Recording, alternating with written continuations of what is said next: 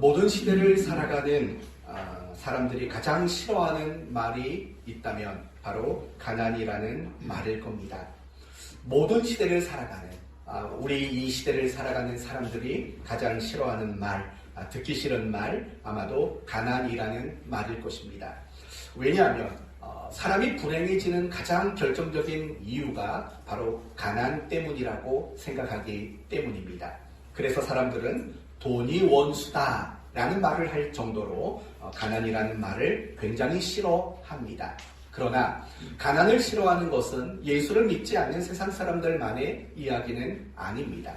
예수를 믿는 그리고 그리스도인으로 살아가는 우리들 역시도 가난이라는 말을 좋아할 수 없는 그런 모습이기도 합니다. 그런데도 불구하고 오늘 본문을 보면 예수님께서는 제자들에게 가난한 자가 복이 있다 라고 말씀을 하십니다. 또는 가난이라는 것, 그것이 너무 중요한 것이다 라고까지 가르쳐주고 있는 겁니다. 그러므로 오늘 말씀을 통해서 가난을 강조하시는 주님의 의도가 무엇이고 이 가난이라는 메시지 속에 담겨져 있는 뜻이 무엇인가를 확인하는 그런 시간을 가지려고 합니다. 오늘 본문은 여러분이 이미 잘 알고 있는 것처럼 산에서 내려오신 예수님이 제자와 무리들을 가르치시는 내용으로 소개되고 있습니다. 제가 지금부터 말씀을 드리는 내용을 여러분의 머릿속으로 한번 이미지화해 보십시오. 상상을 한번 해 보시기 바랍니다. 산에 오르셨던 예수님이 이제 산 아래로 내려오십니다. 그리고 산 아래에 많은 제자들의 무리와 많은 사람들이 기다리고 있었습니다. 그리고 산에서 내려오신 예수님께서 다음과 같이 가르치셨습니다. 가난한 자, 우는 자, 줄인 자, 미움을 받는 자는 복이 있다. 그러나 부요한 자, 배부른 자, 웃는 자, 사람들에게 칭찬을 받는 자에게는 화가 있다. 이렇게 예수님이 가르치셨습니다. 이 장면이 여러분의 머릿속에 이미지화 되셨습니까? 상상이 좀 되셨습니까? 그렇다면 묻겠습니다. 이 본문의 내용이, 이 이미지가 과연 어디에서 많이 본 것 같은 느낌이 들지 않습니까? 산에 오르신 예수님이 산으로 내려오시고 또 산 아래에서는 제자와 무리들이 기다리고 있고 산에서 내려오신 예수님이 그들을 향해 가르침을 주는 장면, 어디서 많이 본 것 같지 않습니까? 어디서 많이 봤을까요? 바로 시내산 사건과 대단히 흡사합니다. 이스라엘 백성의 대표자로서 모세는 하나님의 부르심을 받고 시내산에 올라갑니다. 그리고 시내산에 올라간 후 산 아래에서는 이스라엘 백성들이 기다리고 있었습니다. 하나님께 십계명과 율법을 받은 모세는 산 아래에 내려와서 그 백성들을 향해 십계명과 율법을 가르치셨습니다. 그리고 그 십계명과 율법은 결국 복과 화로 규정되는 내용이었습니다. 다시 말하면 말씀대로 살면 복이 임하고 말씀에 순종하지 않으면 화가 임할 것에 대한 말씀이었습니다. 이런 시내산 사건의 이야기를 본다면 사실은 오늘 본문의 내용과 너무 똑같습니다. 산에 오르신 예수님이 내려오시고 산 아래 제자와 무리들이 기다리고 내려오신 예수님이 복과 화에 대한 이야기로 그들을 가르치는 장면, 정확히 시내산 사건과 일치하고 있습니다. 제가 여러분에게 시내산 사건의 이야기를 언급하는 이유는 단지 그 이미지가 비슷하기 때문만은 아닙니다. 도리어 그 시내산 사건이 의미하는 것과 오늘 본문의 예수님이 산으로 내려와 그들을 가르치신 사건은 같은 의미를 가지고 있기 때문에 여러분에게 시내산 사건을 소개하고 있는 겁니다. 그러므로 오늘 본문의 말씀, 산에서 내려오신 예수님이 제자와 사람들에게 무언가를 4가지 복과 4가지 화를 가르치시는 그 의미가 무엇인가를 이해하려면 사실은 우리가 먼저 이해할 것은 시내산 사건을 바르게 이해하는 일이 필요하기 때문이라는 겁니다. 그러면 이제 한번 생각해 봅시다. 산에서 내려온 모세가 이스라엘 백성들을 향해 율법과 십계명을 가르쳤던 내용, 과연 그것은 무엇을 의미하는 걸까요? 혹시 이런 걸까요? 이스라엘 백성들이 하나님의 백성이 되기 위해서 갖추어야 할 어떤 조건을 제시하기 위함일까요? 그렇진 않을 것 같습니다. 왜 그렇지 않냐면 사실은 시내산에 도착하기 이전에도 이스라엘은 하나님 백성이었기 때문입니다. 그게 분명합니다. 왜 그러냐면 모세가 바로 왕에게 갔을 때 모세가 바로에게 했던 말이 뭐냐면 하나님이 이 말을 전하라고 했습니다. 라고 말하면서 이렇게 말했습니다. 내 백성을 내보내라 하시니 라는 말을 한 겁니다. 그러니까 이 시내산에 도착해서 율법과 십계명의 가르침을 받은 후에 백성이 되는 것이 아니라 사실은 이미 이스라엘 사람들은 하나님의 백성이 된 자들이라는 말인 것입니다. 그렇다면 이미 하나님의 백성이 된 이스라엘 백성들에게 십계명과 율법을 주시고 그것을 가르치시는 의미는 과연 어떤 의미가 있을까요? 크게 세 가지 의미가 있는 겁니다. 첫째는 하나님 백성이라는 것을 공식적으로 선언하는 사건이라는 겁니다. 여러분, 우리나라가 정식으로 정부를 수립한 연도가 언제입니까? 아마도 1948년 무렵이었을 겁니다. 그런데 이 나라가 정식으로 출범하기 이전에 먼저 우리나라 사람들이 만든 것이 있습니다. 그게 뭡니까? 헌법을 만들었죠. 7월 17일 제헌절 헌법을 만들고 또 8월 15일 우리나라가 임시정부에서 이제 정식 정부로 출범하지 않았습니까? 법이라는 것을 먼저 제정한 겁니다. 어떤 나라든 헌법이 존재하지 않으면 나라가 존재할 수 없는 겁니다. 우리나라도 그런 과정을 밟아서 정식으로 정부가 출범하게 된 겁니다. 마찬가지입니다. 이스라엘 백성들, 그들은 이미 하나님 백성은 맞았습니다. 그러나 그들이 하나님 백성으로서 공식적으로 출범하는 그 사건, 그게 바로 시내산 사건이죠. 왜요? 하나님 백성으로서 지켜가야 할, 준행해야 할 법을 받는 자리이기 때문입니다. 그리고 또 하나의 의미는 이방 사람들에게 이스라엘은 하나님 백성이라는 것을 공언하는 사건인 겁니다. 그리고 더 중요한 한 가지는 이제 이스라엘 백성들에게 하나님 백성으로서의 삶을 시작하라고 말해주는 사건이 바로 시내산 사건이라는 겁니다. 오늘 여러분이 주목할 것은 바로 이 부분에 있습니다. 시내산 사건은 크게 세 가지가 있다고 했죠. 공식적으로 하나님 백성으로서의 출범, 또 이방 사람들에게, 이방 나라에게 이 이스라엘은 내 백성이라는 것을 선언하는 사건, 그리고 또 한 가지는 이제 비로소 하나님 백성으로서의 삶을 시작하라는 것을 알리는 사건, 이 세 가지 의미가 있다고 했습니다. 이 세 가지 의미 가운데 우리가 가장 주목할 것은 마지막 의미인 겁니다. 시내산 사건이란 결국 이제는 하나님 백성으로서의 삶을 시작해야 한다라는 것을 알리시고 선언하시는 사건이라는 겁니다. 이 부분을 여러분에게 조금 더 설명을 드리도록 하겠습니다. 이스라엘 백성들이 애굽 땅에서 나왔습니다. 그런데 그들이 하나님의 은혜로 구원을 받았음에도 불구하고 그들은 여전히 죄를 지었습니다. 어떤 죄를 지었습니까? 먼저는 원망이었습니다. 애굽 군대가 뒤쫓아오자 이스라엘 사람들은 모세와 하나님을 향해서 원망하기 시작했습니다. 먹을 것이 없다고 원망했고 마실 것이 없다고 원망을 했습니다. 심지어 르비딤에 도착했을 때는 하나님이 정말 계신가? 라는 하나님을 시험하는 언행을 그치지 않을 정도로 죄를 지었습니다. 그런데 여기서 우리가 한 가지 주목할 것은 무엇이냐면 이스라엘 백성들이 그렇게 다양한 죄를 끊임없이 지었음에도 불구하고 하나님은 그들을 벌하지 않으셨다는 겁니다. 물론 그들이 어떤 죄를 지었을 때 그들을 꾸중하고 그들을 나무랬습니다. 하지만 그들을 꾸중하기는 했지만 그들에게 그 어떤 벌도 내리지 않았다라는 겁니다. 그리고 그들이 시내산에 도착해서 하나님께 십계명과 율법의 가르침을 받게 됩니다. 그런데 그 이후로는 하나님이 이스라엘 백성들이 죄를 지었을 때 태도가 전혀 달라지게 됩니다. 이제는 그들이 죄를 지을 때마다 그들에게 벌을 내리시는 하나님의 이야기가 나타나게 됐다는 겁니다.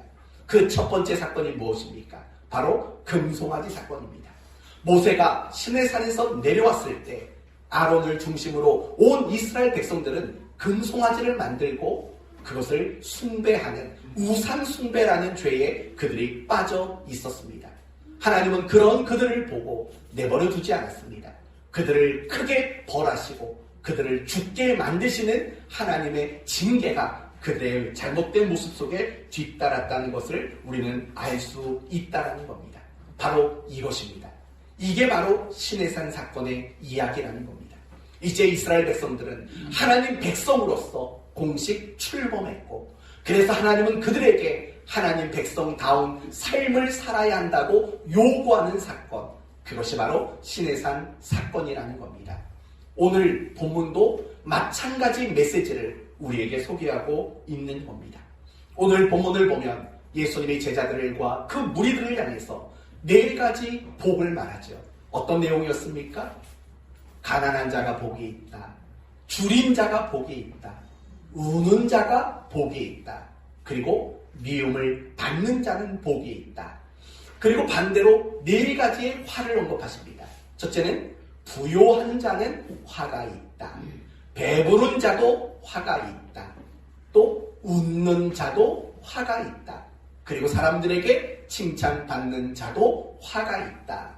이 4가지 복과 4가지 화를 언급하고 계십니다. 그렇다면 지금 예수님의 제자들에게 4가지 복과 4가지 화를 언급하시는 의미는 무엇일까요? 그것은 그들이 제자가 되라고 주신 조건으로 제시된 것들이 아니라는 겁니다. 그렇다면 그들에게 4가지 복과 4가지 화에 대한 가르침은 무엇을 말하는 걸까요?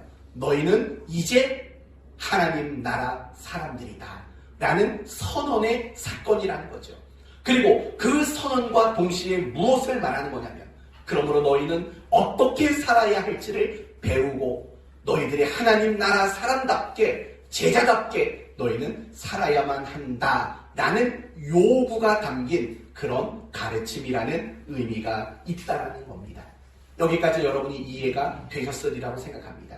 그렇다면 이제 여기서부터 우리는 조금 더 중요한 이야기로 넘어가 봐야 합니다. 4가지 복, 그리고 4가지 화, 그리고 더 나아가서 우리가 성경을 볼 때마다 가장 중요하게 관심 가져야 하는 것이 있습니다. 그게 뭘까요? 그것은 결국 내가 하나님 나라 사람으로서, 내가 그리스도인으로서 어떻게 살아야 하는가. 사실은 이것이 우리가 가지고 있는, 말씀을 들을 때든 아니면 내가 성경을 읽고 배울 때든 우리가 가져야 하는 가장 중요한 관심사가 되어야 한다는 거예요. 내가 어떻게 살아야 될까? 내가 그리스도인으로서 어떻게 살아야지 그리스도인다운가? 바로 여기에 우리의 관심이 사실은 집중되어 있어야 하는 거예요. 우리의 신앙생활의 가장 중요한 중심은 결국 여기에 있는 겁니다. 나는 하나님의 사람이고 나는 그리스도인으로서 나는 어떻게 살아야 할까? 어떻게 사는 것이 정말 그리스도인답게 사는 것인가?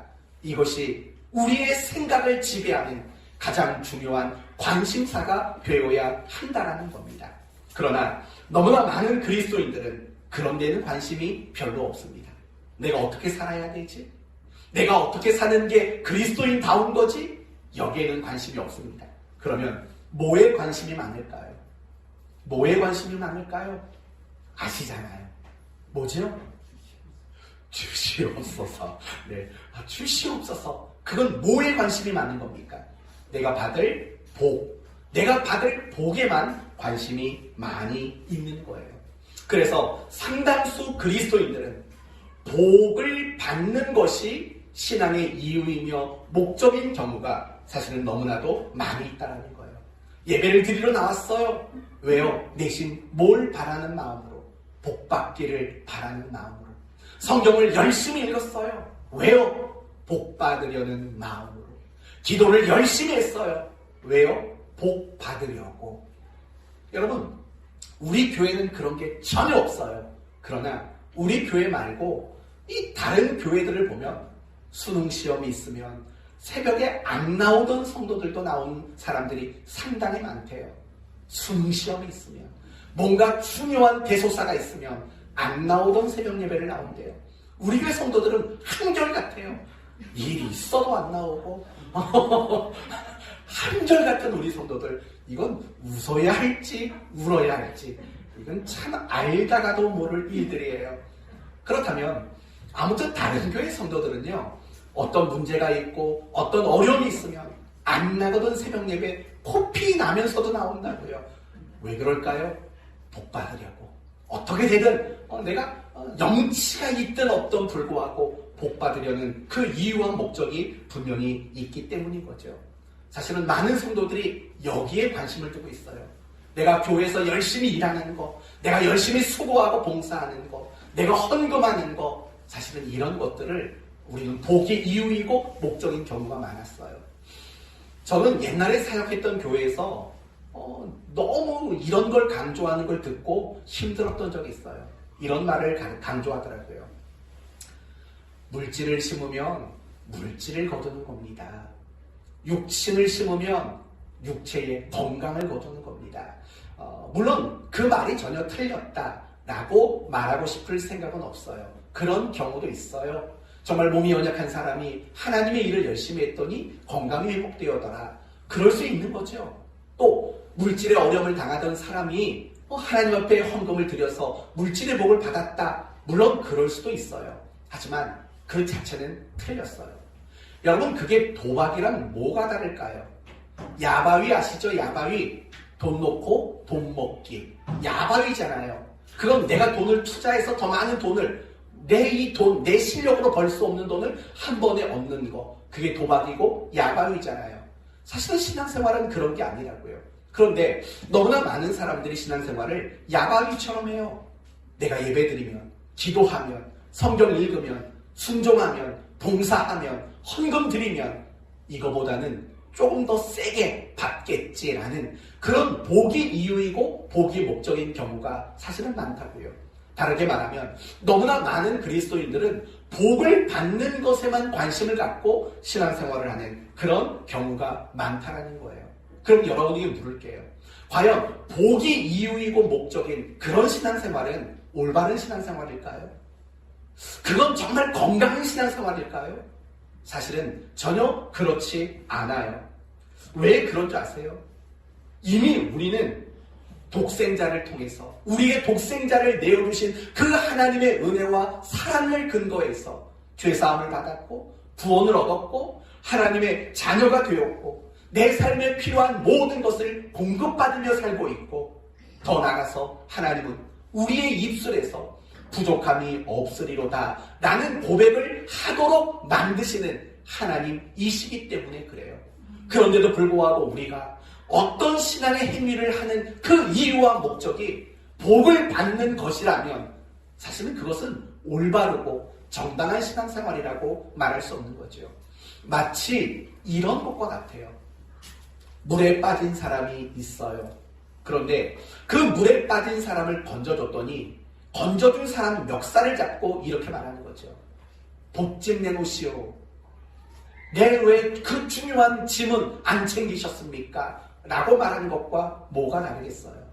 죄와 사망에서 영원한 고통 속에 살아갈 우리를 건져주신 하나님이시라고요. 그것도 우리를 살리시기 위해서 자신의 독생자를 십자가에 못 박아 죽이신 하나님이시라고요. 그리고 자기의 아들을 죽이면서 우리를 자녀로 양자 삼으셨다고요. 그런데 그 하나님 앞에 왜 복은 안 주십니까? 라고 말한다면 물에 빠진 사람 건져냈더니 보쯤 달라 말하는 것과 하등 다를 것이 없는 것 아니겠습니까? 사랑하는 성도 여러분, 여러분에게 한번 묻고 싶습니다. 지금 여러분의 삶이 부족하다고 생각하십니까? 또 물을게요. 얼마나 더 많은 복을 받아야 만족하실 수 있겠습니까? 얼마나 많은 복을 받아야 더 이상 복이 이유와 목적이 아닌 그런 신앙생활을 여러분은 하실 수 있겠습니까? 꼭 기억하셔야 합니다. 복이 목적인 신앙생활은 올바른 신앙생활도 아니고 건강한 신앙생활도 아니고 그건 정상적인 신앙생활도 아니라는 걸 잊지 말아야 합니다. 그렇다면 올바른 신앙생활이란 무엇일 것 같습니까? 이미 여러분에게 다 말씀을 드렸어요. 뭘까요? 나는 어떻게 살아야 할까? 내가 어떻게 사는 게 그리스도인답게 사는 걸까? 이런 관심을 가지고 사는 것이 올바른 신앙생활이죠. 내가 정말 그리스도인답게 살고 싶다라는 소원을 가지고 사는 사람이 건강한 신앙생활인 거죠.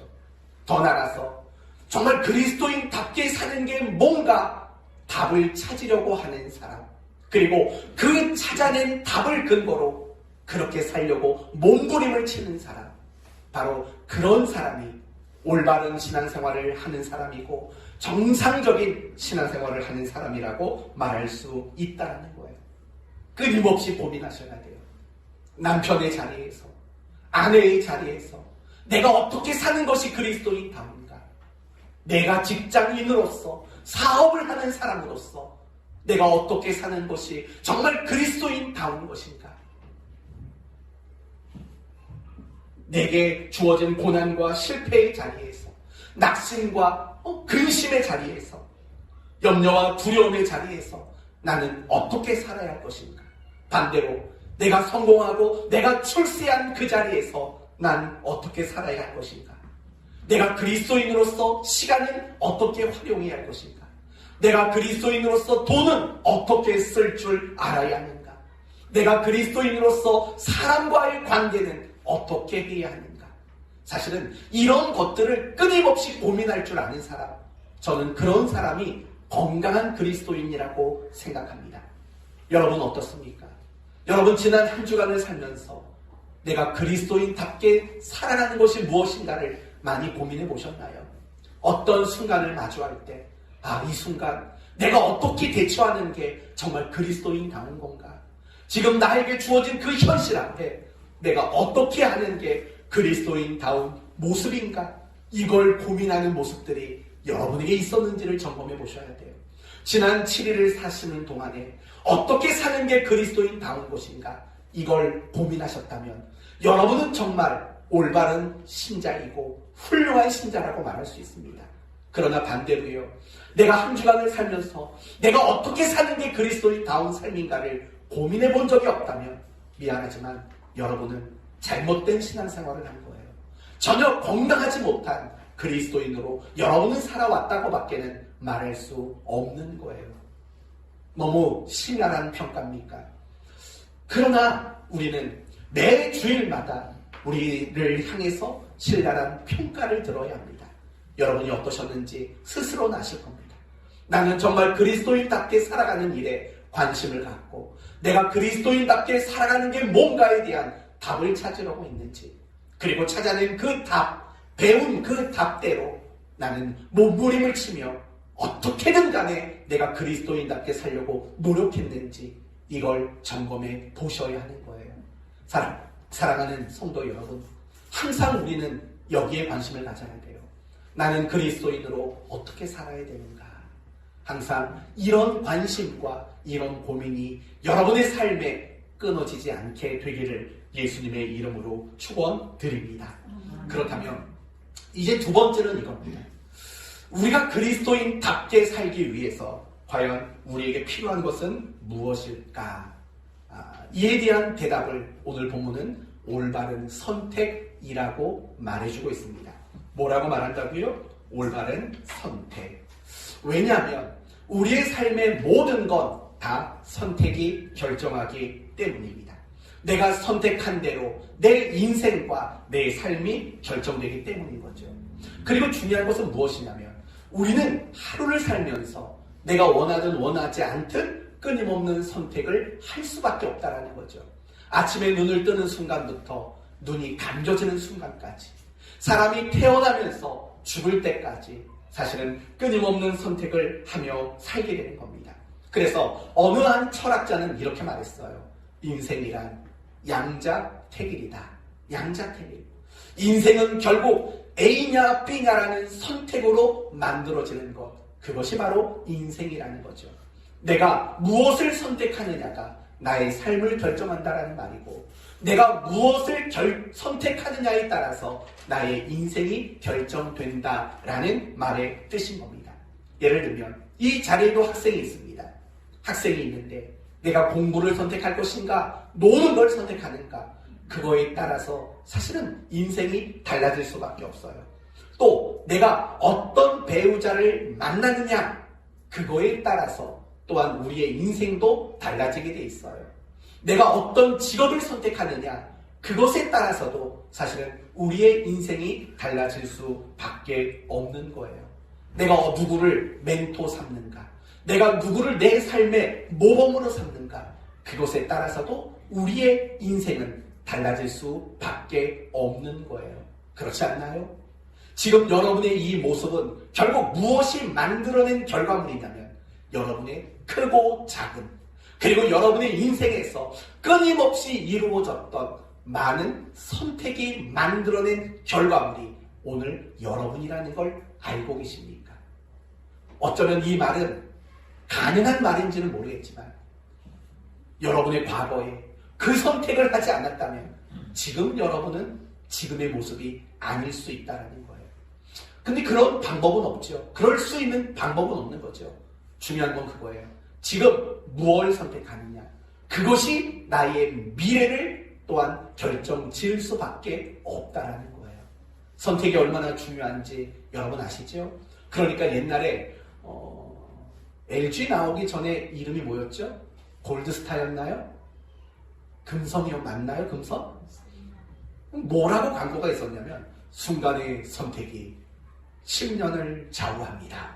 뭐 옛날에 그런 광고 카피도 있었던 거 아닙니까? 맞아요. 그만큼 우리의 선택은 너무나도 중요해요. 그런데 선택이라는 것이 중요한 것은 비단 세상 인생만의 문제는 아니에요. 우리의 신앙생활도 사실은 마찬가지인 거예요.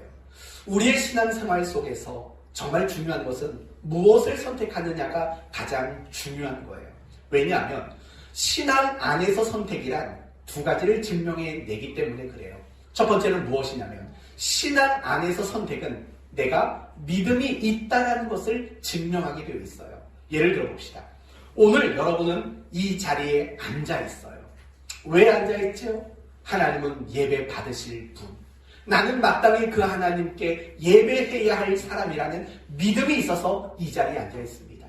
혹시 여러분 가운데 목사님, 저는 억지로 나왔는데요, 가기 싫은데 자꾸 엄마 아빠가 가자고 해서 나왔는데요, 억지로 나왔다고 생각하십니까? 그래도 그 속에는 믿음이 담겨져 있는 거예요. 결국은 내가 무엇을 선택하느냐, 그것은 내게 믿음이 있다는 것을 증명하는 거죠. 우리는 어떤 어려움이 다가오면 하나님께 기도라는 걸 합니다. 왜 기도할까요? 믿음이 있으니까 기도하는 거예요. 아까 말했죠? 평생 새벽 예배 안 나오다가 수능 시험 앞두고 부모님들이 나온다고. 사실은 그것도 나쁘다고 할 건 없어요. 믿음이잖아요. 하나님은 도와주실 수 있는 분이라는 믿음. 하나님은 영치 없지만 이 시험 기간에만 나와서 기도해도 들어주시는 자비로운 분이라는 믿음이 있는 거잖아요. 맞죠? 맞아요. 내가 어려울 때 기도하는 거, 그것도 사실은 믿음이라고요. 심지어 이렇게까지 말할 수 있어요. 하나님께 원망하는 것도 사실은 믿음이 아니면 나올 수 없는 거예요. 왜요? 하나님이라는 존재 자체를 믿으니까 원망도 나오는 거죠. 이렇듯 믿음이란 결국 내가 무엇을 선택하느냐를 통해서 확인되는 것인 거예요. 그러면 두 번째 증명은 무엇이냐면 내가 무엇을 선택하느냐에 따라서 내 믿음의 수준이 결정이 돼요. 증명이 돼요. 첫 번째는 믿음이 있다라는 게 증명이 됐다면, 두 번째는 선택이 내 믿음이 어느 정도 수준이냐, 어느 정도 레벨이냐, 그것을 증명하는 게 선택이라는 거예요. 이걸 대표적으로 잘 보여주는 구약의 인물들이 있어요. 아브라함과 그 조카 롯의 이야기예요. 이 두 사람은 분명히 하나님을 믿는 사람들이었어요. 그러나 그들이 무엇인가를 선택할 때 그 선택의 모습은 사뭇 달랐어요. 예를 들면 이 아브라함과 조카 롯이 함께 거주를 했는데 모두 복을 받아 부자가 됐다고요. 그러니까 더 이상 함께 거주할 수 없는 지경이 되었어요. 그래서 서로 분가를 하기로 결정을 했어요. 그리고 각자가 살 땅을 선택하는 그 기로에 놓였죠. 여러분, 그때 아브라함은 땅을 어떻게 선택했습니까? 하나님이 지시하시는 땅을 근거로 선택을 했다고요. 자신의 거주지를 말이에요.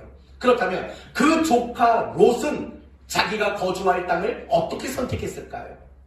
자기 눈에 보기 좋은 애굽 땅과 같은 곳, 자기 눈이 바라고 원하는 그 땅을 선택했다고요. 하나님이 원하는 게 어느 곳인지 묻지 않았다고요. 그러니까 두 사람은 분명히 믿음이라는 것이 있었지만 그 믿음의 분량과 그 믿음의 수준은 무엇으로 나타났냐면 선택으로 나타났어요. 하나님이 원하는 곳이 어디입니까? 또는 내가 원하는 곳이라는 이 각각 다른 선택의 모습이 그들의 믿음의 신앙의 수준을 증명했다라는 거예요. 또 여러분이 잘 아시는 야곱과 에서를 생각해 보세요. 이 두 사람은 누굽니까? 이삭의 아들들이에요. 믿음의 가문이라고요. 둘 다 믿음을 가진 사람이었다고요. 그런데 중요한 것은 그들이 나중에 배우자를 결정하는 일에 있어서는 달랐어요. 야곱은 믿음 안에서, 혈통 안에서 자신의 배우자를 골랐다고요. 그러나 에서는 어떻습니까? 이방 여인들 중에서 자신의 눈에 만족을 주는 여자를 배우자로 결정을 했다고요. 또 에서는 나중에 장자권과 팥죽 중에 무엇을 선택했습니까? 팥죽을 선택했다고요. 그러나 야곱은 그까지 팥죽쯤이야 장자권을 선택한 거죠. 그러니까 그들의 선택하는 내용을 보면 그들의 신앙의 수준과 그들의 믿음의 분량이 얼마나 되는가 충분히 확인이 될 수 있었던 거라는 겁니다. 사실 우리도 마찬가지입니다. 우리 모두는 믿음이 있어요. 하지만 그 믿음의 수준은 모두 똑같지가 않아요. 믿음의 수준, 믿음의 분량, 그것은 각각 다를 거라고요.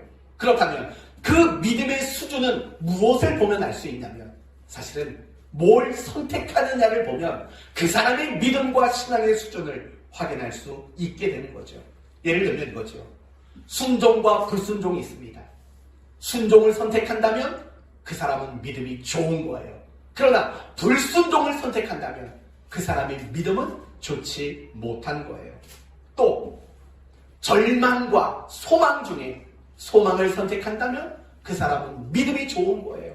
그러나 절망을 선택한다면 믿음이 좋은 사람이 아니라는 거예요. 그 밖에도 대접받는 것과 섬기는 것, 무엇을 선택하느냐, 그걸 보면 그 사람의 신앙의 수준과 믿음의 분량이 어느 정도인가를 우리는 알 수 있게 되는 거예요. 그런데 여러분, 이 말을 다 이해하시잖아요. 그런데 이 말이 우리에게 주는 더 중요한 가르침이 있다고요. 그게 뭔지 아세요? 지금부터 여러분이 무엇을 선택하느냐에 따라서 여러분의 신앙은 성장할 수도 있다는 말이에요. 여러분이 반대로 무엇인가 올바른 선택을 하지 않게 되면 여러분의 믿음은 성장하지 않게 될 수밖에 없다는 거예요. 가끔씩 그런 말을 하잖아요. 목사님, 저는 신앙생활을 오래 했는데도 믿음이 잘 자라지 않습니다 라고 말씀하시는 분이 있다고요. 그렇다면 오늘 본문에서 지금 이 이야기를 근거로 여러분에게 답을 드린다면 답은 간단해요.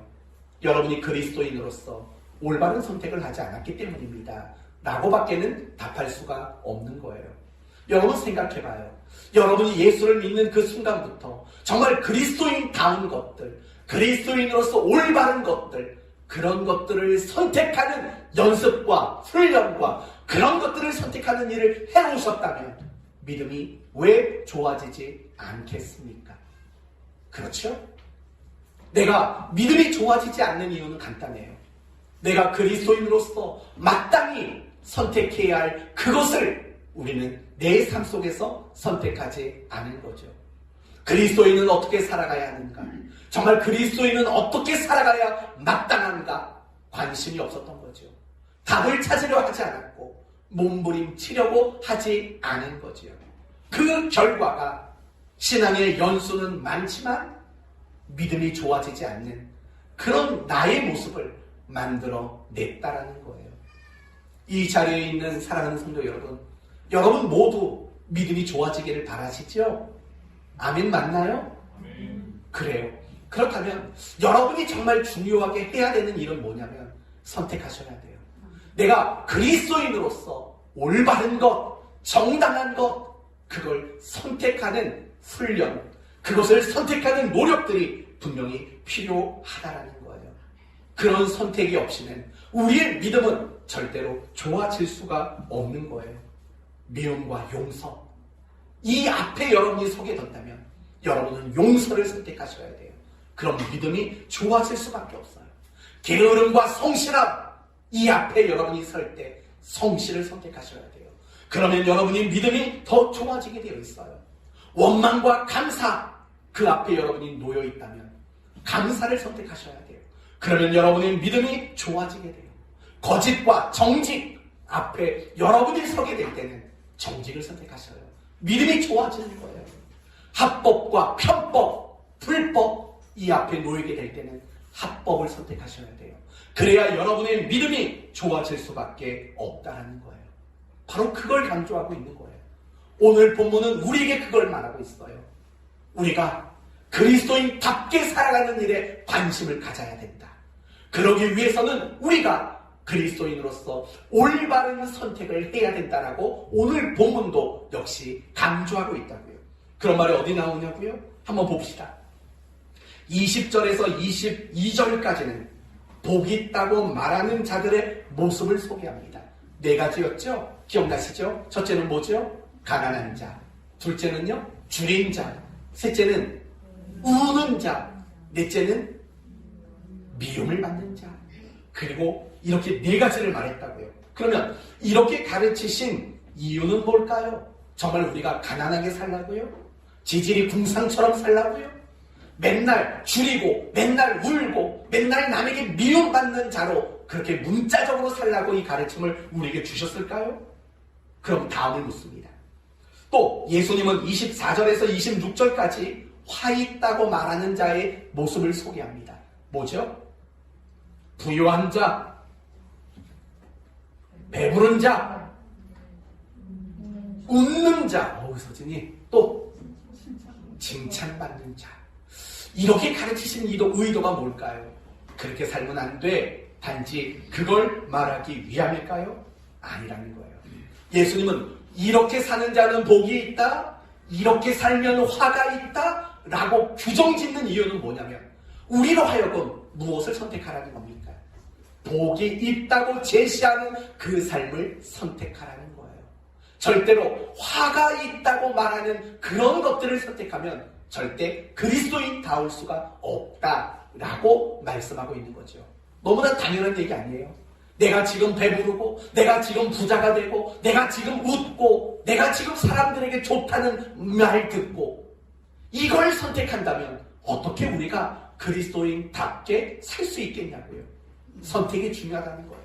그러나 내가 가난을 선택하고 울고 줄이고 미움받는 걸 선택해야지만 우리는 그리스도인다운 삶을 살아갈 수 있는 거죠. 역시 마찬가지로 오늘 본문은 우리에게 동일한 메시지를 주고 있는 거예요. 내가 그리스도인답게 살아가는 것, 그것은 어떤 대단한 능력을 가져야만 하는 게 아니에요. 그건 우리가 무엇이 그리스도인다운 삶인가를 알고 그것을 선택하는 일이 우리에게 필요하다라는 거예요. 사랑하는 성도 여러분, 우리는 인생을 살면서 얼마나 많은 것들을 선택하는지 몰라요. 그 선택의 기준이 뭐지요? 혹시 이런 거 아닙니까? 뭐가 돈 되는 일일까? 뭐가 나에게 이익을 가져다 주는 일일까? 뭐가 내 자존심을 지켜주는 일일까? 뭐가 내 기분을 유쾌하게 만드는 일일까? 혹시 이런 것들을 가지고 선택의 기준을 삼고 있는 분은 안 계신가요? 그러면 안 됩니다. 우리의 선택의 기준은 항상 그거죠. 무엇이 그리스도인다운가? 무엇이 하나님께 감사하고 보답하는 길인가? 무엇이 하나님이 원하는 것인가? 이것이 우리 선택의 기준이 되셔야 합니다. 사랑하는 성도 여러분, 올바른 선택이 없이 우리는 그리스도인다운 삶을 살아낼 수가 없어요. 그러나 우리가 올바른 선택을 하는 일, 그건 결코 쉬운 일이 아니라는 걸 아실 거예요. 여러분이 그리스도인으로서 세상을 살면서 이런 경험이 있을 거예요. 내가 이걸 선택하는 게 그리스도인다운데 알아요. 알지만 그걸 선택하는 게 망설여지는 순간들이 많이 있다라는 거 경험해 보셨을 거예요. 그거 선택하면 내가 손해보는 것 같고, 내가 바보 소리 들을 것 같고, 내가 재미없을 것 같고, 그런 두려움이 사실은 우리가 올바른 선택을 하지 못하도록 만드는 방해 요인일 때가 많다고요. 그렇다면 우리가 그리스도인답게 살기 위해 올바른 선택을 해야 되는데, 그러기 위해서 필요한 것은 무엇일까? 이게 오늘 설교의 결론입니다. 20절을 보면 예수님이 이렇게 말합니다. 너희 가난한 자는 복이 있나니. 바로 이겁니다. 우리가 그리스도인으로서 올바른 선택을 하기 위해서 절대적으로 필요한 것, 그것은 내가 가난한 자가 되는 겁니다. 가난한 자가 되는 것. 마태복음 5장 본문에서는 심령이 가난한 자는 복이 있나니 라고 심령이라는 말이 덧붙여집니다. 그러나 심령이라는 말이 있던 없던 그 메시지의 초점은 똑같습니다. 가난한 자, 바로 가난한 자가 되는 것, 그것이 복된 것이라고 말하는 거죠. 그렇다면 가난한 자가 된다라는 것은 어떤 의미일까요? 이걸 이해하기 위해서는 이걸 생각해 보셔야 돼요. 예수님 당시에 가난한 그룹에 속했던 사람들은 누구였을까? 이걸 생각해 보세요. 누구였을 것 같아요? 예수님 당시에 가난한 그룹에 속한 사람들, 저 사람은 가난해 라고 이야기를 들을 법한 사람들은 대부분 누구였을까요? 돈벌이 못하는 사람? 아니지요. 예수님 당시에는 가난한 사람들은 이 두 부류에 있어요. 바로 고아와 과부예요. 고아와 과부. 고아와 과부는 가난한 사람을 대표하는 사람들이었다고요. 그렇다면 여러분, 이 고아와 과부들, 그들은 어떤 사람이에요? 결국은 가난해요. 왜 가난해요? 누구도 의존하고 누구도 의지할 대상이 없는 사람이에요. 여러분, 고아를 생각해봐요. 누구를 의지하겠어요? 여러분, 과부를 생각해봐요. 누구를 의지하겠어요? 의지할 대상이 없는 사람이에요. 그렇다면 이 고아와 과부는 결국 누구를 전적으로 의존하고 의지할 수밖에 없을까요? 당연히 하나님밖에 없는 거예요. 그게 바로 가난한 자예요. 절대적으로 의존하며 살고 하나님만을 절대적으로 의지하며 살아가는 것, 그게 바로 가난한 자라는 거예요. 여러분, 이 땅에서 가장 가난한 자로 사셨던 분이 누군지 아세요? 분이라고 말하니까 대답이 좀 쉬워지죠? 예수님이세요. 예수님은 이 땅에서 가장 가난한 분으로 사셨어요. 요한복음 14장에 보시면 이런 말씀이 나와요. 요한복음 14장 4절에 내가 아버지 안에 거하고 아버지는 내 안에 계신 것을 내가 믿지 아니하느냐. 내가 너희에게 이르는 말은 스스로 하는 것이 아니라 아버지께서 내 안에 계셔서 그의 일을 하시는 것이다 라고 말해요. 복잡하죠? 이 말을 쉽게 말하면 이런 말이에요. 나는 스스로 아무것도 할 수 없단다. 나는 하나님에게 절대적으로 의존한단다. 이게 바로 예수님이 제자들에게 했던 자기의 고백이라는 거예요. 이게 바로 가난이라고요. 예수님은 무엇을 하든지 자기 의지대로 자기의 모든 것들을 의지하지 않았다고요. 예수님은 하나부터 열까지 하나님을 의존했고 하나님을 의지하는 인생을 살았어요. 예수님이야말로 가장 완벽한 가난한 자의 모습이었다고요. 그리고 그렇게 완벽하게 가난한 자로 사셨던 예수님이 그 길을, 가난한 자의 삶을 따라가야 할 제자들에게 요한복음 15장에서는 이렇게 말했어요.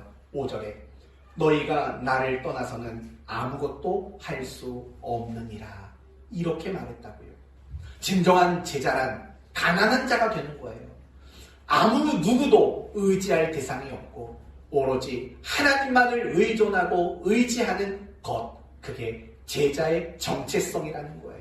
제자로 살아갈 수 있는 유일한 방법, 하나님만을 절대 의존하고 의지하는 것이다 라고 말하고 있다는 겁니다. 사랑하는 성도 여러분, 이렇게 가난한 자가 되는 거예요. 내가 하나님을 절대 의존하고 내가 하나님을 절대 의지하는 자가 될 때 더 이상 우리는 그리스도인다운 삶에 대한 올바른 선택 앞에 망설이지 않을 수 있는 거죠. 이유가 뭐예요? 그 다음에 이렇게 말하죠.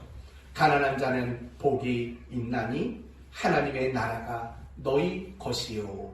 무엇이 너희 것이라고 말합니까? 하나님의 나라가 너희 것이랍니다.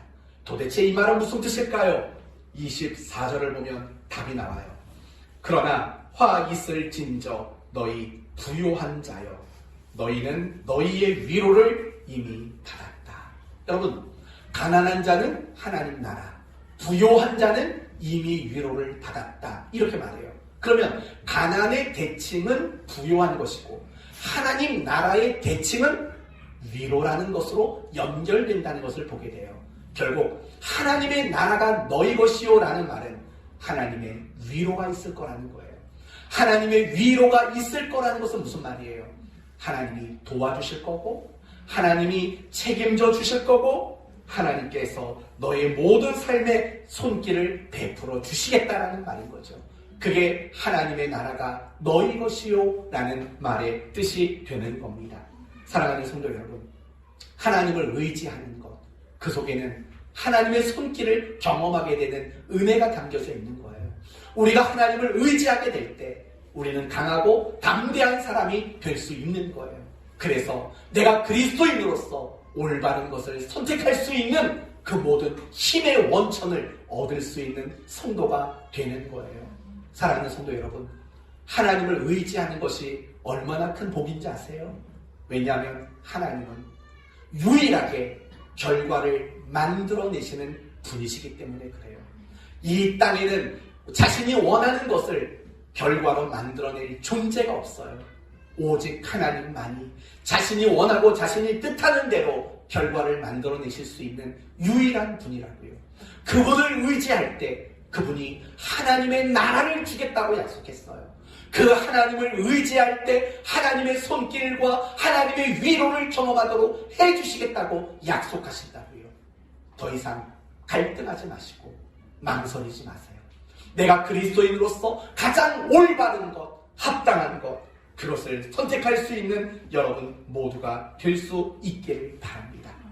여러분은 가난한 자이십니까? 뭘 물어보는 자시죠? 여러분의 인생의 매일의 순간 속에서 하나님을 의지하고 있냐고 물어보는 거예요. 하나님을 의지하고 있는 사람에게는 두 가지 특징이 나타나게 돼 있어요. 첫째는 기도겠죠. 당연히 기도겠죠. 둘째는 순종이겠죠. 여호수아 6장을 보시면 이스라엘 백성들이 그 여리고성을 한 바퀴씩 돌고 마지막에 7바퀴 도는 장면이 나와요. 의지했기 때문에 할 수 있는 순종인 거죠.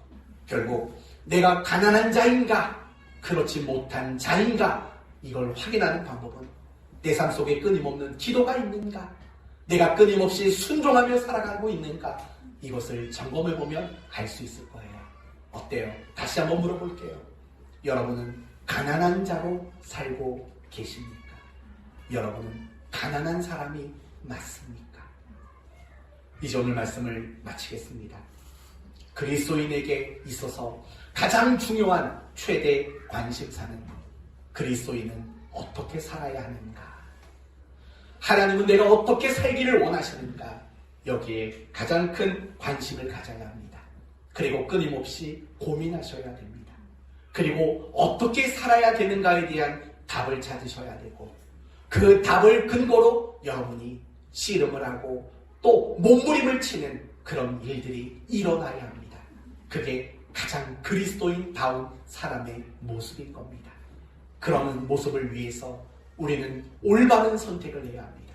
그러나 이 세상에서 갈등하고 너무나 많은 유혹 가운데 올바른 선택을 하기란 너무 어렵습니다. 그러기 위해 우리에게 요구되는 신앙의 자세는 바로 가난한 자가 되는 겁니다. 하나님을 의지하고 그분만을 의존하는 자로 살아갈 때 우리는 얼마든지 그리스도인으로서 올바른 선택을 할 수 있게 되는 것입니다. 저는 여러분 모두가 매일매일을 가난한 자로 살기를 바랍니다. 단 하루도 부요한 자로 살아가는 일이 없기를 바랍니다. 내 힘으로, 누군가의 도움으로, 세상의 방법으로 사는 것이 아니라 늘 유치하게 보일지 몰라도 하나님만 의지하고 그분만을 의뢰하며 살아가는, 그분에게 전적으로 의존하며 살아가는 가난한 자가 되기를 예수 그리스도의 이름으로 축원드립니다. 아멘. 기도합시다. 하나님, 오늘 우리에게 그리스도인은 어떻게 살아야 하는가를 고민하고 몸부림치라고 말씀해 주셨습니다. 그리고 그리스도인답게 살기 위해서는 올바른 선택을 해야 한다고 했습니다. 그리고 올바른 선택을 하기 위해서는 가난한 자가 되어야 한다고 말씀하셨습니다. 하나님만을 의지하고 하나님만을 의존하는 이런 성도의 삶을 살게 하시옵소서. 우리 사랑하는 성도들 모두가 매일매일을 가난한 자로 살아가게 하시옵소서. 단 하루도 부요한 자로 살지 않게 하여 주옵소서. 그래서 하나님의 손길, 하나님의 도우심, 하나님의 위로하심을 날마다 경험하는 멋진 인생 되게 하시옵소서. 예수님의 이름으로 기도 올리옵나이다. 아멘.